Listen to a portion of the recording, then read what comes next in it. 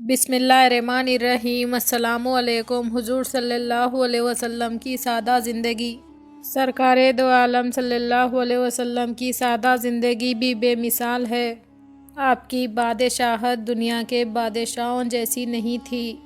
दुनिया के बादशाहों के काम दुनिया में मज़े उड़ाने के लिए और हुकूमत की बड़ाई, माल और दौलत की कमाई हासिल करने के लिए और बड़ी बड़ी आरामगाह है। और आपके सब काम अल्लाह ताला के हुक्म से इसकी रज़ा के लिए और सारी दुनिया के लोगों की हिदायत के लिए है। हुकूमत तो बड़ी चीज़ है, मगर आपने सुल्तान दो जहां होकर कभी रूई के बिछोने पर आराम ना फरमाया। ऐशो आराम की ज़िंदगी कैसी। आप सल्लल्लाहु अलैहि वसल्लम ने तो एक रोज़ भी कभी पेट भरकर जौ की रोटी भी ना खाई। कपड़े सिर्फ एक कुर्ता, एक तैबान या एक सूती की चादर या एक कम्बल, और इनमें भी पेवन लगे होते।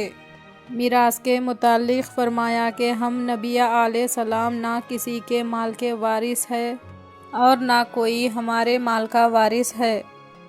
जो कुछ हम छोड़े वो गरीब मुसलमानों का हक है। अपने घर वालों के लिए ना कोई माल छोड़ा, ना कोई महल बनवाया और ना कोई ज़मीन और जायदाद छोड़ी। हाँ, मिराज में अल्लाह के अहकाम छोड़े के लोग सीखे और इन पर अमल करे।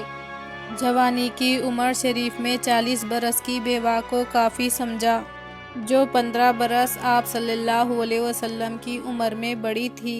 इनके बाद 25 बरस की उम्र गुजारने पर अल्लाह के हुक्म से चंद निकाह और किए कि बीवियों के ज़रिए दीन के अहकाम और अल्लाह की इबादत के तरीक़े, पाकी नापाकी के मसले, मियाँ बीवी और औलाद वग़ैरह हक़ूक़ के क़ायदे तमाम दुनिया की मुसलमान औरतों को मालूम हो जाए।